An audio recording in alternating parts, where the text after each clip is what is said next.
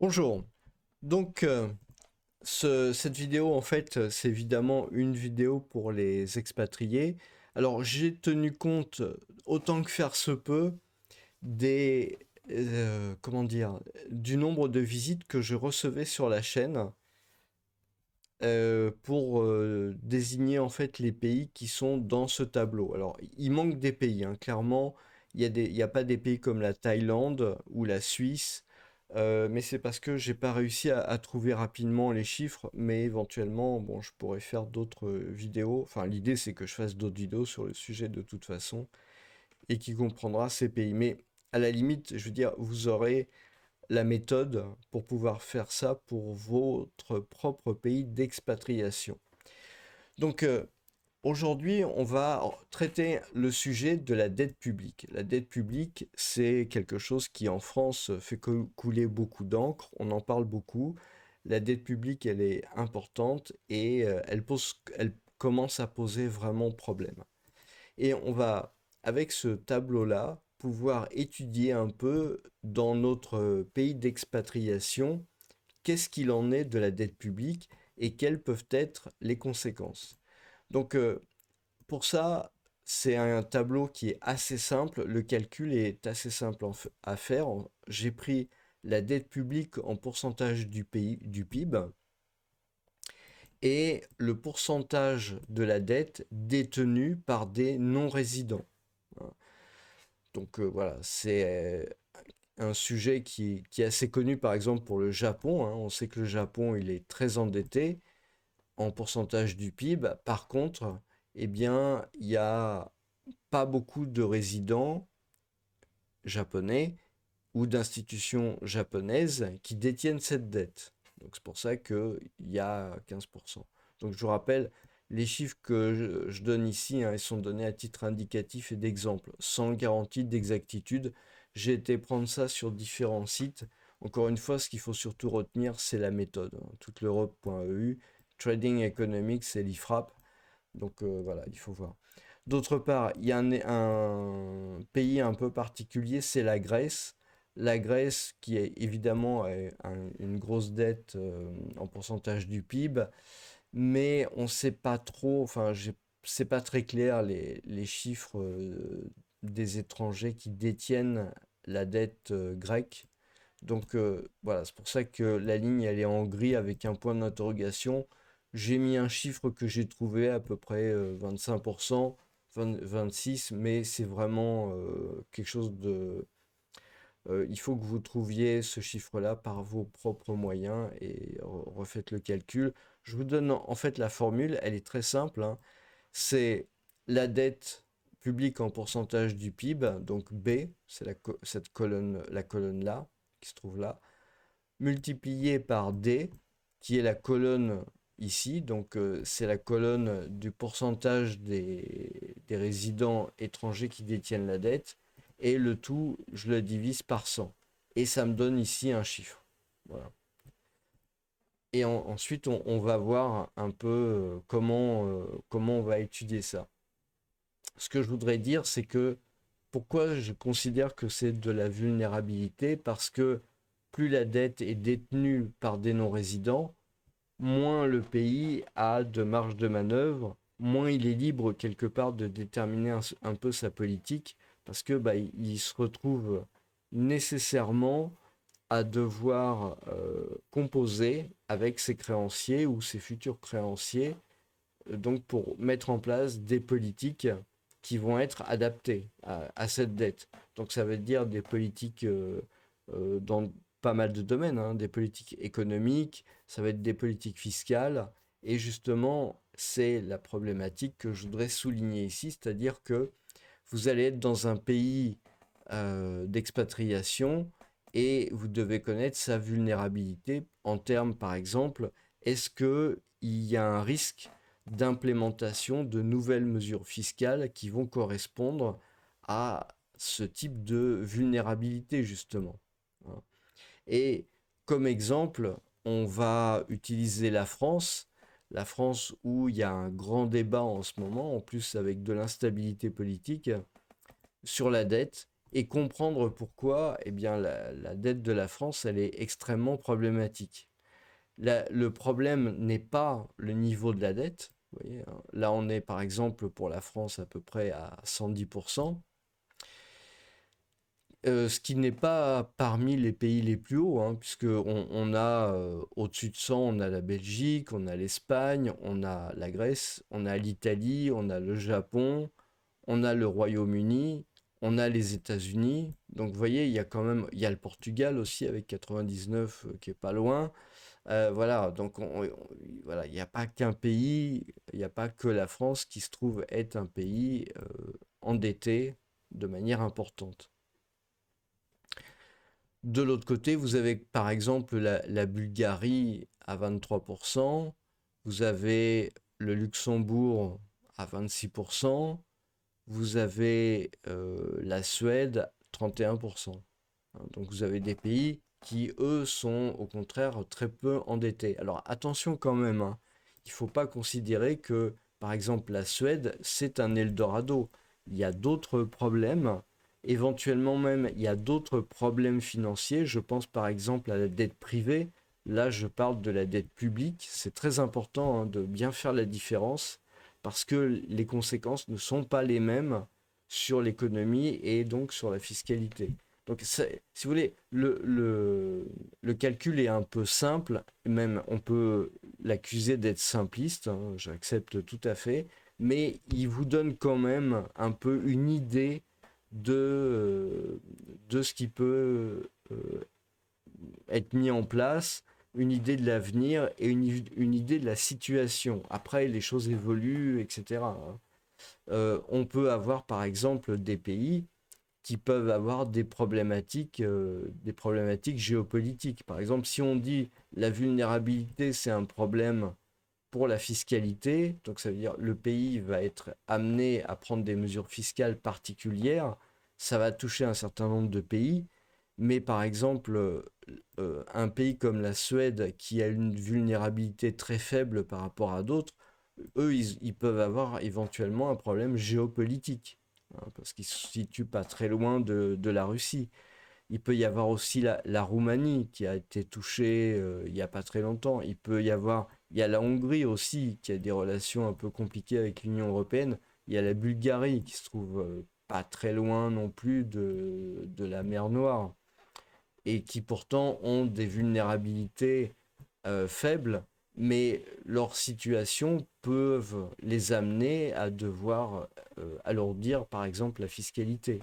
Donc ça peut être important, par exemple, si vous avez envie de faire des investissements immobiliers dans ces pays ou ce genre de choses-là, ou créer des entreprises et demander du crédit. Vous voyez, enfin, bon, il y a tout un tas de... Ensuite, c'est à vous de voir selon le contexte, selon ce que vous voulez faire, selon vos projets.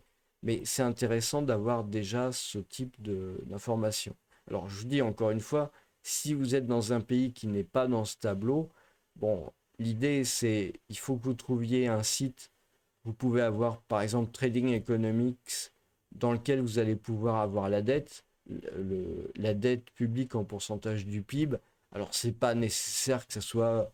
Là, j'ai trouvé des chiffres de 2023, mais je veux dire, si c'est 2022, 2021, même 2020, ça peut quand même aller. L'idée, c'est d'avoir un ordre de grandeur, hein. C'est pas d'avoir le chiffre exact, on s'en fiche du chiffre exact. Et il faut trouver aussi le pourcentage des non-résidents qui détiennent la dette publique. Donc ça aussi, voilà. Euh, les États-Unis, par exemple, on en a beaucoup parlé des États-Unis. On sait qu'ils ont une dette faramineuse, mais ça représente, on va dire, même entre guillemets, que 125% de leur PIB. Par contre, le nombre de non-résidents qui détiennent leur dette, c'est seulement 23%. Donc finalement, leur vulnérabilité, elle n'est pas si importante que ça. Donc maintenant, on va s'intéresser justement à l'aspect qualitatif de ce que j'appelle la vulnérabilité. On va prendre la Suède. La Suède, elle a une dette publique qui est relativement faible, 31% du PIB. Elle a uniquement 17% de non-résidents qui détiennent cette dette publique. Donc, ça fait une vulnérabilité à 5,30. Voilà, un chiffre, un indice de 7,30. Si on prend le pays qui va être au-dessus, juste au-dessus, hein, bah, c'est justement la Bulgarie. Alors, il faut faire attention quand même, hein, je veux dire, la Bulgarie a 23% de PIB, mais on voit qu'il y a 48% des étrangers, enfin, que la dette là, que ces 23%, il y en a la moitié pratiquement qui est détenue par des non-résidents. Donc ça veut dire que les non-résidents se sont mis quelque part à prêter pas mal à la Bulgarie, qui quelque part montre probablement, c'est un ancien pays de l'Est, hein, évidemment, qui est dans l'Union européenne. Et donc, bah, ça a l'air d'être un pays qui est intéressant, qui a des qualités justement pour pouvoir bah, recevoir euh, des, des créances, en fait, pour recevoir de l'argent et en échange de dettes. Mais on voit que le pourcentage de dette publique n'est pas très important. C'est normal parce que eh ben, dans des pays qui sont, disons, qui viennent de positions où ce n'étaient pas des pays très riches, eh ben, les gens ne leur prêtaient pas d'argent. Donc finalement, ils n'ont pas alourdi tellement leur dette au fil du temps. Donc, euh, si je prends par exemple des pays comme ça qui ont des dettes pas, des dettes publiques pas très élevées, donc à chaque fois c'est des cas particuliers qu'il faut analyser. Donc on a vu la Suède, 31%, qui n'est pas dans ce cas-là, parce que la Suède c'est quand même un pays riche, mais finalement qui n'a pas eu besoin de tellement augmenter la dette, sa dette publique. Vous avez le Luxembourg qui est une destination financière. Là aussi, vous avez en fait très peu de dette publique et une grosse majorité qui est détenue par des résidents étrangers. Donc après, vous avez toute une série de pays, on va dire, intermédiaires où bah, on se retrouve, voilà, l'Allemagne avec une vulnérabilité de 25, les États-Unis 28, 29 hein, à peu près. Donc vous voyez, bon, ce que j'appelle vulnérabilité, c'est entre guillemets, hein, je veux dire, vous avez compris. Vous avez la Hongrie. Quelque part, l'Italie est pas si élevée que ça hein, en termes de vulnérabilité parce que bien qu'il y ait une dette publique qui soit importante, on en a beaucoup parlé ces derniers temps, en fait, elle est faiblement détenue par des non-résidents. Donc voilà, c'est quand même un de leurs atouts. L'Italie, c'est quand même un pays, surtout le nord, hein, industriel, financier, etc. Donc voilà. Il y a les Pays-Bas, donc pareil, hein, avec une dette publique pas très élevée et des étrangers qui sont moyennement investis. On a la Roumanie. Donc la Roumanie, hein, on peut penser qu'on n'est pas très loin là non plus de la Bulgarie.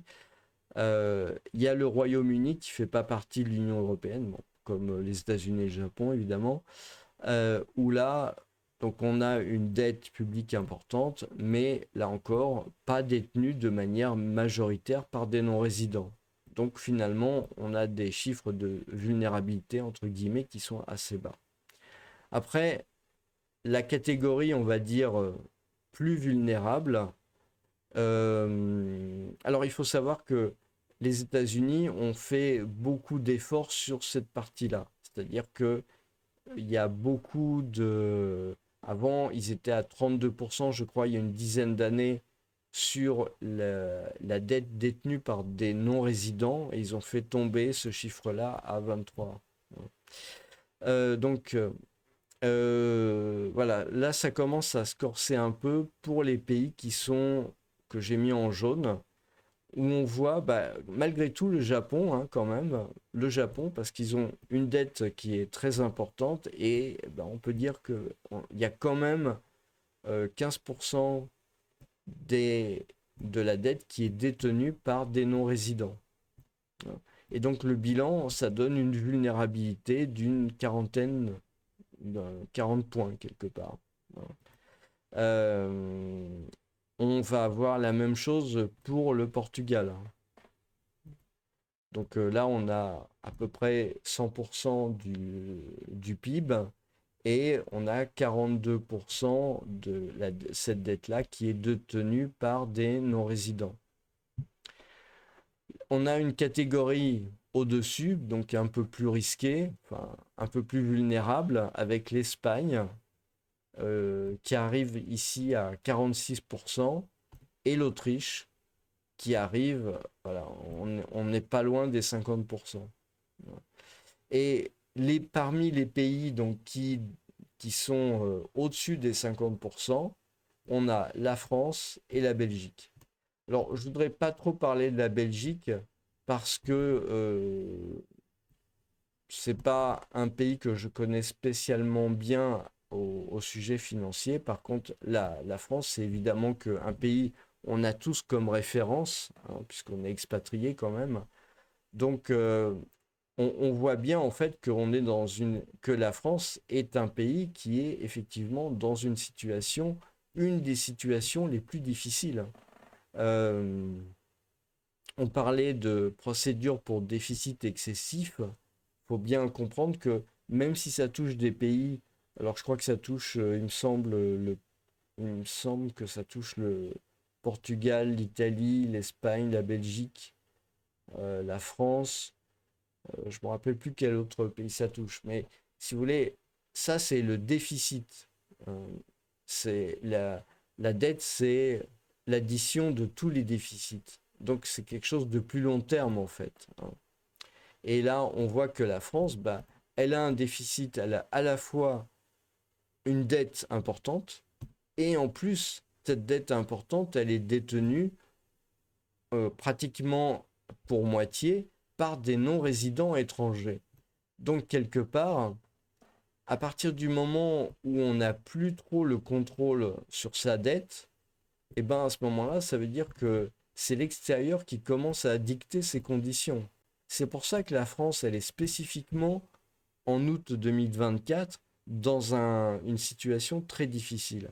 Justement à cause de ça. Parce que même s'il y a d'autres pays en Europe, hein, qui sont plus endettés, on n'arrête pas d'en parler, la France, elle est dans une situation particulière parce que sa dette, en fait, est détenue euh, quand même en bonne partie, on va dire, par des résidents étrangers, par des non-résidents.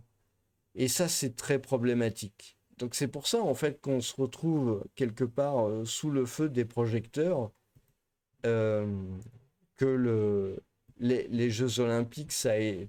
Enfin, je vois pas comment un jour on va pas reprocher à la France d'avoir fait les Jeux Olympiques alors que la situation elle est telle que ça. Il faut bien comprendre que malgré l'affichage des politiques, euh, le fait de se retrouver dans cette situation-là fait que, en pratique, c'est très difficile pour la France de vraiment contrôler sa politique économique, sa politique fiscale. À un moment donné, ce sont les gens qui vous prêtent de l'argent qui finissent par vous dire ce que vous devez faire en interne. Même si ça ne fait pas les gros titres des journaux, le fait d'être dans cette situation-là, c'est quand même pas une situation très enviable.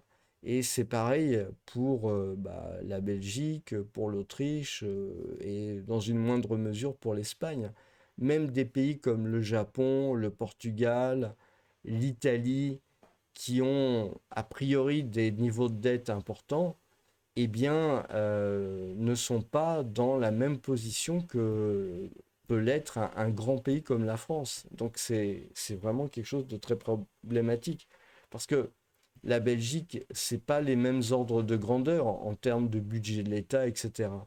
Par contre, la France, c'est quand même un poids lourd. Donc, au bout d'un moment, ça finit par être assez problématique et ça peut vraiment expliquer, ça explique pas mal de choses, hein. Ça explique toutes les discussions politiques actuellement, ça explique peut-être même la dissolution, peut-être même le fait que euh, la dissolution a été probablement faite dans l'espoir, parce que bah, des gens sont complètement déconnectés, de se refaire une majorité pour pouvoir imposer des réformes peut-être difficiles. Parce que quand on est dans cette situation, en fait, il peut y avoir que des réformes difficiles. Donc ça vous donne un peu un ordre d'idée, une palette de pays pour que vous, bah, si votre pays n'est pas dans cette liste, vous puissiez trouver les informations, faire ce calcul, et puis interpréter les chiffres que ça vous donne en fonction de ce que je vous ai dit. Donc ça veut dire, voilà, tenir compte quand même de la situation géopolitique qui peut nécessiter, je veux dire, ça peut être le cas du Japon, hein, je veux dire, Japon, vous êtes au Japon, vous êtes en Corée du Sud, vous êtes évidemment en Chine, vous êtes au Vietnam, aux Philippines, donc voilà, dans cette zone un peu, on va dire, à risque au niveau géopolitique, peut-être qu'à un moment donné, ça peut nécessiter des modifications de politique fiscale. Mais vous voyez très bien ce qui se passe en France, c'est que le débat porte là-dessus, hein. Le débat porte là-dessus.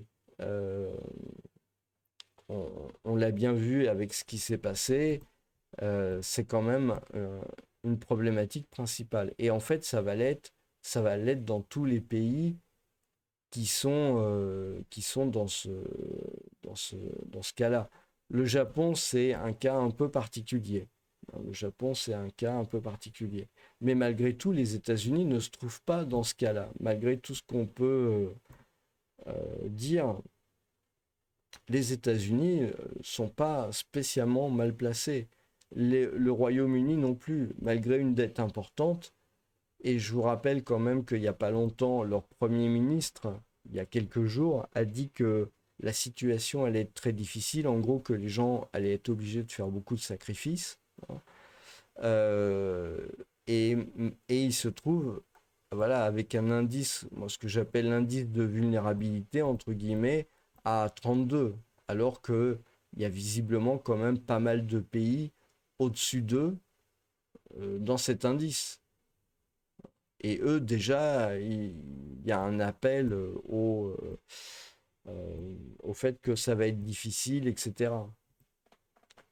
Donc voilà, ça doit vous permettre comme ça d'intégrer un peu tous ces chiffres, toutes ces informations, d'arriver aussi à prendre des informations qui ne sont pas strictement liées à la dette publique, liées aussi à ce chiffre-là des non-résidents, liées à la politique économique et fiscale. Vous devez prendre en compte aussi la géopolitique. Et puis, donc comme ça doit vous permettre d'avoir une idée un peu du contexte dans lequel vous êtes. Il y a quand même un truc que je tiens à rappeler parce qu'il est très important, hein. C'est vraiment la dette publique et il ne faut pas mélanger dette publique et dette privée. Une dette privée importante, ça a d'autres implications qui ne sont pas notées là-dedans. Parce que je peux avoir par exemple un pays comme la Suède où l'indice de vulnérabilité entre guillemets que j'ai mis ici est très faible, mais par contre, ils ont un endettement privé qui est très important. Les Pays-Bas aussi. Les Pays-Bas, vous avez ici 19, hein, donc c'est très bas par rapport aux autres. Mais par contre, il faut voir leur endettement privé. Et ça a d'autres implications, hein. Donc ça, on peut le voir plus tard. Mais il ne faut pas mélanger dette publique et dette privée. C'est ça que je veux dire. C'est très important. Malheureusement, l'économie, c'est quelque chose d'assez complexe. Tout est un peu interconnecté. Et à un moment donné, si vous voulez, il faut couper les choses en morceaux de manière à analyser ça module par module quelque part de manière à se simplifier un peu la tâche pour comprendre les tenants et les aboutissants. Mais ça, c'est des choses qui sont très concrètes. Je veux dire, euh, encore une fois, vous voulez faire des investissements immobiliers, vous voulez créer des entreprises, etc. Il faut passer nécessairement par une étude dans ce genre-là. Alors, peut-être vous allez trouver des choses un peu différentes, peut-être vous allez appliquer une formule un peu plus complexe ou modifier des coefficients ou je ne sais pas quoi, mais il faut passer par ce type d'analyse pour vraiment comprendre le contexte dans lequel vous êtes en expatriation. Voilà. Bah, je vous remercie et je vous souhaite une bonne journée.